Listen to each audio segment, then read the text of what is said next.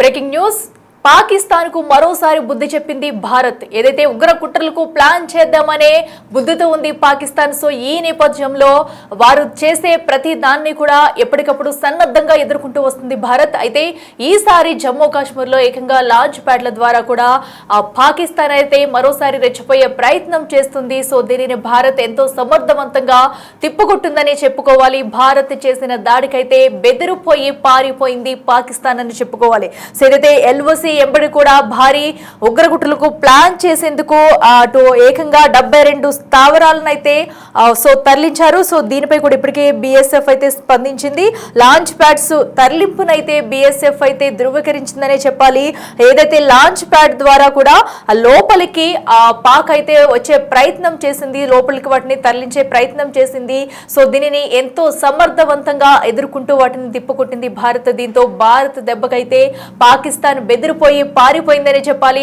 మనం చూడొచ్చు పాకిస్తాన్ కి ఎన్నిసార్లు చెప్పినా కూడా తన వక్రబుద్ధి మార్చుకోకుండా భారత్ పై ఏదో ఒక రకంగా కూడా దాడి చేయాలనే కుట్ర పన్నుతూనే ఉంటుంది. సో ఎప్పటికప్పుడు దీన్నైతే ఎప్పటికప్పుడు సమర్థవంతంగా ఎదుర్కొంటూ వస్తుంది భారత్ అనే చెప్పుకోవాలి. ఇక బిఎస్ఎఫ్ అయితే సో ఎప్పటికప్పుడు ఎంతో చాకచక్యంగా వాటన్నిటిని ఎదుర్కొంటూ వస్తున్నారు. అయితే ఇప్పటికే లాంచ్ ప్యాడ్స్ తరలింపునైతే బిఎస్ఎఫ్ అయితే ధృవీకరించింది. ఇక ఆపరేషన్ సింధూర్ తర్వాత సియల్ కోట్ జఫర్వాల్ సమీపంలో 12 లాంచ్ ప్యాడ్లు అలాగే ఎల్ఓసి వెంబడి మరో 60 లాంచ్ ప్యాడ్లు ఏర్పాటు చేసినట్లయితే గుర్తించారు.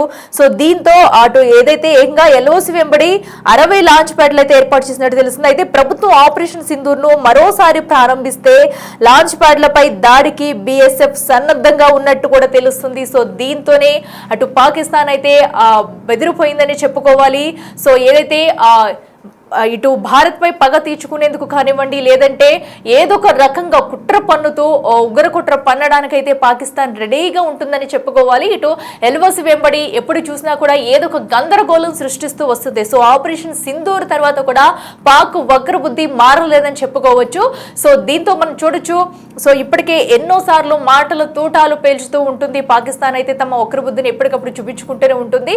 సో ఈ నేపథ్యంలో ఇప్పుడు ఏదైతే లాంచ్ ప్యాడ్లను అడ్డం పెట్టుకుని కూడా సో ఇలాంటి దాడులకు పాల్పడుతుందని చెప్పుకోవాలి. ఇక జమ్మూ లోయ నుంచి ఉగ్ర క్యాంపులను అయితే తరలించారని చెప్పాలి. సో ఇక అప్పుడు ప్రస్తుతం అయితే భారత్ దెబ్బకు పాకిస్తాన్ బెదిరిపోయిందని చెప్పుకోవచ్చు. సో మొత్తంగా చూసుకున్నట్టయితే కూడా భారత్ అప్రమత్తతో సో భారత్ నుంచి ఎప్పటికప్పుడు ఎదురు దెబ్బ తగులుతూనే ఉన్నా కూడా పాకిస్తాన్ అయితే ఇంకా బుద్ధి రావడం లేదని చెప్పుకోవాలి. ఏదైతే అటు లాంచ్ ప్యాడ్లను అయితే ప్రధానంగా చేసుకుని మరికొన్ని ఉగ్ర కుట్రలకు పాల్పడుతుందని చెప్పుకోవాలి. ఇక లాంచ్ ప్యాడ్ల ద్వారా భారత్ లోకి చొరబాటు చేసేందుకైతే ప్రయత్నించి చొరబాటు చేశారు. ఇక ఉగ్రదాడులకు కూడా మరోసారి పాకిస్తాన్ అయితే యత్నం చేసిందని చెప్పాలి. వీటన్నింటిని కూడా ఎంతో సమర్థంగా ఎదుర్కొంది భారత్ అని చెప్పాలి. ఇక మనం చూసుకున్నట్టయితే 2016లో ఉరిదాడి అలాగే 2019లో కూడా పుల్వామా దాడికి లాంచ్ ప్యాడ్ శిబిరాలే దోహదపడ్డాయని చెప్పాలి. సో ఇప్పుడు కూడా వాటిని అడ్డం పెట్టుకునే పాకిస్తాన్ అయితే భారత్ పై మరొకసారి కక్ష తీర్చుకునేందుకు ఉగ్రకుట్ర పన్నేందుకు కూడా రెడీ అవుతుంది. బట్ భారత్ ఎప్పటికప్పుడు వాటన్నిటిని సమర్థంగా ఎదుర్కొంటూ వచ్చి అటు పాకిస్తాన్ కి బుద్ధి చెప్తున్నా కూడా పాకిస్తాన్ బుద్ధి మారడం లేదని చెప్పాలి. సో మరోసారి ఉగ్రకుట్ర పన్నేందుకు కూడా పాకిస్తాన్ అయితే ఇలాంటి కుట్రలకు పాల్పడుతుందని చెప్పుకోవాలి. సో ప్రస్తుతం అయితే అటు ఎల్ఓసి వెంబడి కానివ్వండి జమ్మూ కాశ్మీర్ లో ప్రతి చోట కూడా ఏదో ఒక అలజడి సృష్టించేందుకు పాకిస్తాన్ రెడీగా ఉంటుంది. సో దీన్నైతే ఎప్పటికప్పుడు ఖండించేందుకు అటు బిఎస్ఎఫ్ కూడా సన్నద్ధంగా ఉన్నట్టు కూడా తెలియజేస్తున్నారు. ఇక మరింత సమాచారం మా ప్రతినిధి శివ అందిస్తారు. శివ చెప్పండి, మనం చూస్తున్నాము పాక్ వక్రబుద్ధి అయితే ఎప్పటికప్పుడు మరొకసారి బయట పెట్టుకుంటూనే వస్తుంది. సో ఈ నేపథ్యంలో ప్రస్తుతం ఏదైతే లాంచ్ ప్యాడ్ల ద్వారా కూడా ఉగ్రకుట్రకైతే ప్లాన్ చేస్తుంది, ఇప్పుడు అక్కడ తాజా పరిణామాలు ఏంటి, అసలు ఎల్ఓసి వెంబడి సిచ్యువేషన్స్ ఎలా ఉన్నాయి?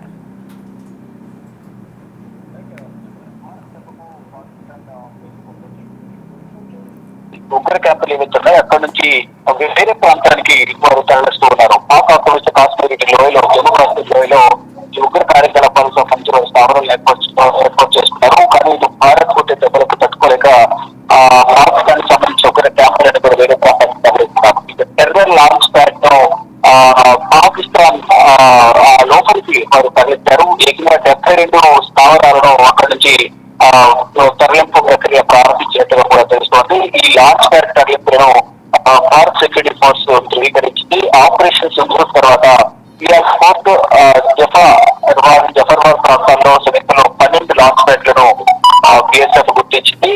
ఎల్ఓసి వెంబడి మరో 60 లాంచ్ ప్యాడ్లను కూడా వారు ఏర్పాటు చేసుకున్నారు పాకిస్తాన్ వాళ్ళు.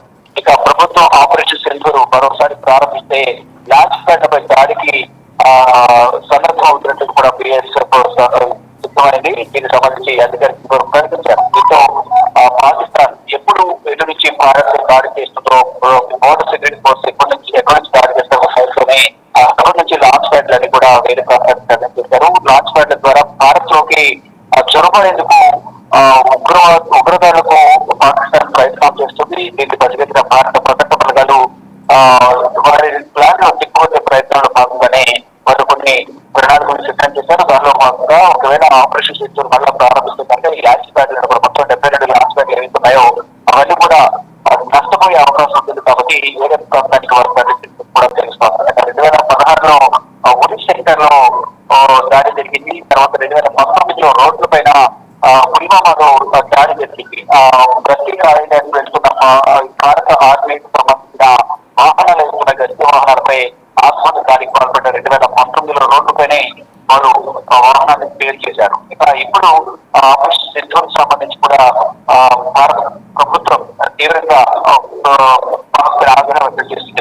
ఏదైతే బహిరంగ ర్యాలీలో ఏప్రిల్ 22వ తేదీన 26 మంది భారతీయులను ఉగ్రవాదులు కాల్ చేస్తారు. అప్పటి నుంచి కూడా భారత పాకిస్తాన్ యుద్ధం ప్రకటిస్తుంది. మరలా కనుక ఇటువంటి దాడులు పునరావృతమైతే మాత్రం దీన్ని అపకరిత యుద్ధంగా భావించి ఈ మమ్మల్ని కోలుకోలేని దెబ్బ కొడతామని కూడా భారత ప్రభుత్వం హెచ్చరికలు జారీ చేసిన నేపథ్యంలో కొంతమేర వెలికి తగ్గినప్పటికీ ఎక్కడో చోట మరలా భారత్ పై దాడి చేసేందుకు ఉగ్రపుత్రులకు ప్లాన్ చేస్తున్నారు. ఎక్కడో చోట బాంబు దాడులు చేసేందుకు ప్రయత్నిస్తున్నారు. దానిలో భాగంగా భారత్ కూడా అప్రమత్తే ఎవరి మొత్తం ఎక్కడికక్కడ దేశవ్యాప్తంగా సోదాలు కూడా నిర్వహిస్తున్నారు. మరొకటిగా ఈ పాకిస్తాన్ బోర్డర్ లో నుంచి భారత్ లోకి ప్రవేశించకుండా ఉండే విధంగా కూడా పటిష్టమైన చర్యలు చేపడుతున్నారు. ఈ నేపథ్యంలోనే వారి లాంచ్ ప్యాడ్లు ఏవైతున్నారు ఏకంగా 72 స్థావరాలు ఏవైతున్నాయో వెంటనే వేరే ప్రాంతానికి తరలిస్తూ ఉన్నారు. ఒకవేళ మరలా భారత్ ఆపరేషన్ సింధూర్ స్టార్ట్ చేస్తే లాంచ్ ప్యాడ్ కూడా ధ్వంసమయ్యే అవకాశం ఉంది. దాని ద్వారా పాకిస్తాన్ కు మరింత నష్టం వాటిల్లే అవకాశం ఉంది. కాబట్టి ఆ నష్టాన్ని జరగకుండా ముందస్తు జాగ్రత్తలు తీసుకుంటున్నారు. గతంలో 2016-2019లో జరిగిన దాడులు ఏవైతున్నాయో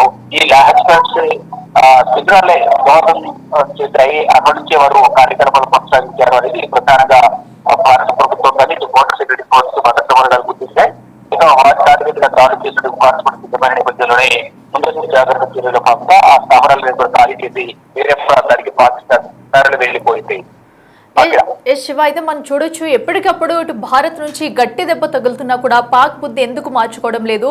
అంటే ఎందుకు మేము కూడా ఇది చేస్తామనా, లేదంటే కేవలం బెదిరించడానికి ముందుకొచ్చి అటు ఎల్ఓసి వెంబడి కానివ్వండి, అటు జమ్మూ కాశ్మీర్ వద్ద ఇలాంటి కుట్రలకు పాల్పడుతుంది అనుకోవచ్చా?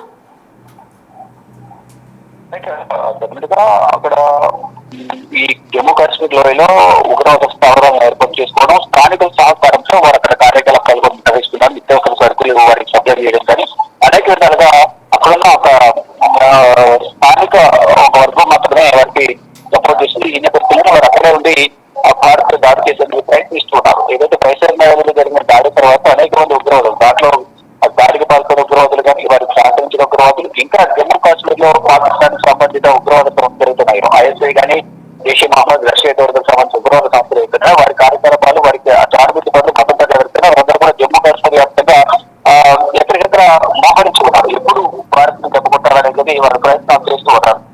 ఆ ప్రయత్నాలన్నీ కూడా తిప్పుకొట్టేందుకు భారత ప్రభుత్వం ప్రయత్నాలు చేస్తుంది. దానికి సంబంధించి ఒక వ్యూహాన్ని కూడా సిద్ధం చేస్తుంది. ఎక్కడికక్కడ దర్యాప్తు సంస్థలు కానీ ఇటు భద్రతా బలగాలు కూడా వారి ప్లాన్లన్నీ కూడా ఈ విధంగా కూడా ప్రయత్నాలు చేస్తూ ఉన్నాయి. ఒకవైపు చొరబాటుదారులు పాకిస్తాన్ బోర్డర్ల నుంచి పుల్వామా కానీ, యూరి సెక్టర్, అలాగే బెహరిగామ్ పరిసర ప్రాంతాల్లో బండిపుర కానీ ఇటువంటి ప్రాంతాల్లో బోర్డర్స్ నుంచి భారత్ లో ప్రవేశించేందుకు ఒకవైపు వారు అక్కడ దళింపు చర్యలకు పాల్పడుతుంటే ఉగ్రవాద మోకలు ఎవరైతే ఉన్నారో లష్కర్ తోయిబా, జైషే మహమ్మద్, ఐఎస్ఐకి సంబంధించిన దానిపరులు ఇటు దేశవ్యాప్తంగా భారత దాడులకు ప్రణాళికలు సిద్ధం చేసుకుంటున్నారు. దానిలో భాగంగానే ఇక్కడ నవంబర్ 10వ తేదీన ఎర్రకోట వద్ద ఆత్మహత్య దాడి జరిగింది. ఇటువంటి దాడులు అనేక ప్లాన్ చేశారు. 4 ప్లాన్లు చేశారని తెలుస్తున్నారు. డిసెంబర్ 6వ తేదీన బాబ్రీ మసీదు కూర్చోవడం జరిగిన ఘటన, 1992 ఘటన జరిగిన అయోధ్యలో బాబ్రీ మసీదు పూర్తి ప్రాంతంలోనే అయోధ్య రామ మందిరాన్ని నిర్మాణం చేపట్టారు. దానికి చిహ్నంగా దాడులు చేయాలి అనేది కూడా ప్రధానంగా పాకిస్తాన్ సంబంధించిన జైషే మహమ్మద్ కానీ ఇంకా ఏదైనా ఉగ్రవాద సంస్థలు ప్రయత్నిస్తున్నాయి. దానిలో భాగంగా డిసెంబర్ 6 కూడా భారీగా పేలుళ్లకు ప్లాన్ చేసినట్టు తెలుస్తుంది. ఆ పేర్లు అన్ని కూడా జరగకుండా ఉండే విధంగా కూడా ఇప్పటికే ఈ ఢిల్లీ పేర్లకు సంబంధించిన సోదరులు గారు ఎవరున్నారో వారు సహకరించిన వారు అందరూ కూడా అదుపులో తీసుకోవడం, ప్రజెంట్ వారందరినీ కూడా విచారిస్తున్న పరిస్థితి. ఆత్మవిచారికి పాల్పడిన ఉమ్మరు రవి సంబంధించిన కుటుంబ సభ్యులు కూడా అదుపులో తీసుకున్నారు. వారి కాంటాక్ట్ చేయాలి, వారితో సంబంధాలు ఉన్న వారందరూ కూడా అదుపులో తీసుకుని విచారిస్తున్నారు. ఈ నేపథ్యంలో ఎక్కడ కూడా ఏ ఒక్క చిన్న అవకాశం ఏ యొక్క ఆధారం దొరికినా వినియోగించుకుంటూ ఎక్కడ వదలకుండా ఈ ఉగ్రదాడి జరగకుండా అడ్డుకునే ప్రయత్నం అయితే భారత ప్రభుత్వం చేస్తుంది. దాంతో పాటుగా ఎక్కడికక్కడ పటిష్టమైన భద్రతను ఏర్పాటు చేస్తుంది. మరి ముఖ్యంగా ఈ పాకిస్తాన్ బోర్డర్ జమ్మూ కాశ్మీర్ లోయల్లో ఈ ఉగ్ర కార్యకలాపాలు అటవీ ప్రాంతాలు ఎక్కువగా జరుగుతున్నాయి కాబట్టి అక్కడ ఒకవైపు అక్కడ ఉగ్రవాదులు అక్కడ అడ్డుకోవడం, మరోవైపు ఇక్కడ రద్దీ ఉన్న ప్రాంతాల్లో ఇప్పటికే జనావాసాల్లో జనాల మధ్య సాధారణ జనాల ఉగ్రవాదులు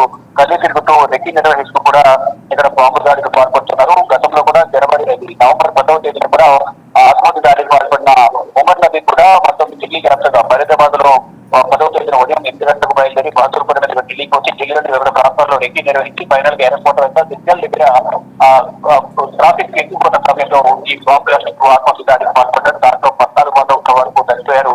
అనేక మంది గాయాల వాళ్ళు ఇప్పటికీ కూడా ఆసుపత్రిలో లోక్ నాయక్ జయప్రకాష్ ఆసుపత్రి ట్రీట్మెంట్ పొందుతున్నారు. ఇలా ఇటువంటి దాడులు జరగకుండా ఒకవైపు పాకిస్తాన్ ప్రవేశించడానికి పాల్పడుతూ జమ్మూ కాశ్మీర్ అడవుల్లో ప్రవేశించి అక్కడ జనాల్లో అలజడులు సృష్టించడానికి అక్కడ ప్రయత్నిస్తున్నారు. మరోవైపు ఇటు బహిరంగంగా రెడ్డి ప్రాంతాల్లో బాంబు బ్లాస్ట్ ప్లాన్ చేసుకున్నారు. ఇవన్నీ కూడా అన్ని విధాలా ఎదుర్కొని అడ్డుకుని వారందరినీ కూడా కట్టడి చేయాలని భారత ప్రభుత్వం ప్రయత్నాలు చేస్తుంది. దానిలో భాగంగానే ఒకవేళ మళ్ళా పాకిస్తాన్ ఉగ్ర చర్యలకు పాల్పడితే ఫర్దర్ గా ఆపరేషన్ సింధూర్ ఇమీడియట్ గా స్టార్ట్ చేసే అవకాశం ఉంటుంది. కాబట్టి భారత్ ఈ నేపథ్యంలోనే ముందు జాగ్రత్త చర్యల భాగంగా జమ్మూ కాశ్మీర్ లోయలో ఉన్న 72 స్థావరాలు వెళ్తున్నాయో ఆ వదిలించి కూడా వేరే ప్రాంతానికి తరలించేందుకు ప్రయత్నాలు చేస్తున్నారు. దాదాపు అన్ని కూడా తరలించేసినట్టుగా కూడా భారత సంబంధించిన భద్రత బలగాలు బోర్డర్ సెక్యూరిటీ ఫోర్స్ కూడా ధృవీకరించింది. అదే okay, right Shiva, thank you. So చూస్తున్నాం కదా ప్రస్తుతం అయితే అటు ఎల్ఓసి వెంబడి కూడా పాక్ మరొకసారి ఉగ్రదాడులకు ప్రయత్నిస్తుందని చెప్పుకోవాలి. ఏదైతే లాంచ్ ప్యాడ్స్ ద్వారా కూడా అటును అడ్డు పెట్టుకుని సో దాడులకు కుట్ర పన్నేందుకు కూడా ప్రయత్నిస్తున్న పాక్ అయితే భారత్ మరోసారి బుద్ధి చెప్పిందని చెప్పుకోవాలి. సో ఈ నేపథ్యంలో ఇప్పటికే భారత్ ఎప్పటికప్పుడు సన్నద్ధంతో కూడా ముందుకెళ్తూ వాటిని తిప్పు కొడుతూ కూడా వస్తుంది. అయినా సరే పాక్ వక్రబుద్ధి మారడం లేదని చెప్పుకోవాలి. మరొకసారి కనుక ఆపరేషన్ సింధూర్ ఒకవేళ ఇటు భారత్ కనుక ప్రారంభిస్తే అసలు పాక్ పరిస్థితి ఎలా ఉంటుంది ఏంటి, వీటన్నిటిని కూడా ముందుగానే పసిగట్టి అటు పాకిస్తాన్ అయితే వాటి నుంచి రక్షణ పొందడానికి ముందస్తు జాగ్రత్తల్లో భాగంగా మరొకసారి ఇలాంటి కుట్రలకు పాల్పడుతుందని చెప్పుకోవాలి. ఏదైతే మరి ఇప్పుడు జరిగిన కుట్రకు సంబంధించి కూడా అటు భారత ఆర్మీ అధికారులు మాట్లాడారు. ఒకసారి వారు ఏమన్నారు చూద్దాం. वर्ष 2025 में सीमा सुरक्षा बल और खासतौर पे इस जम्मू फ्रंटियर के इलाके में हमने कई चुनौतियों का बखूबी सामना किया।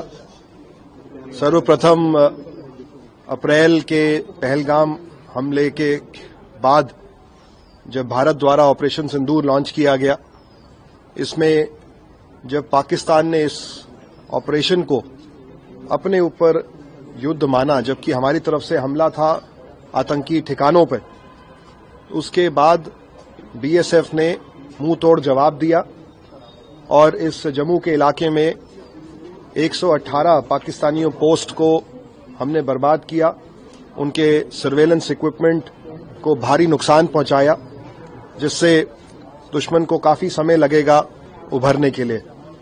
ऑपरेशन सिंदूर की सफलता के लिए हमारे बहादुर जवानों को सारा श्रेय जाता है।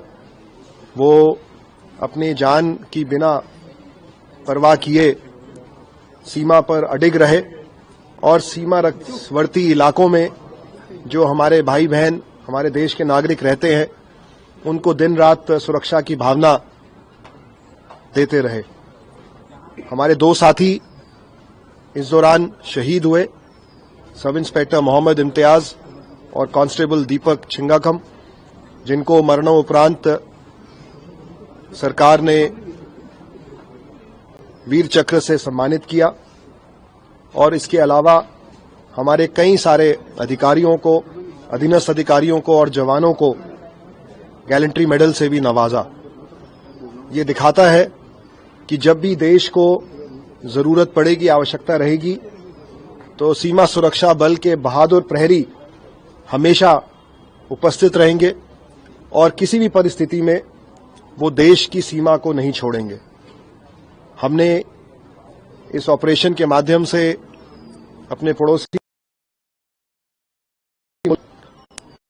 और अगर किसी प्रकार की इस प्रकार चुनौती रहेगी तो हमारी सभी आर्म्ड फोर्सेस और बॉर्डर पे, क्योंकि सीमा सुरक्षा बल प्रथम पंक्ति है, तो वो हर प्रकार की आने वाली चुनौती के लिए सक्षम है, तैयार है।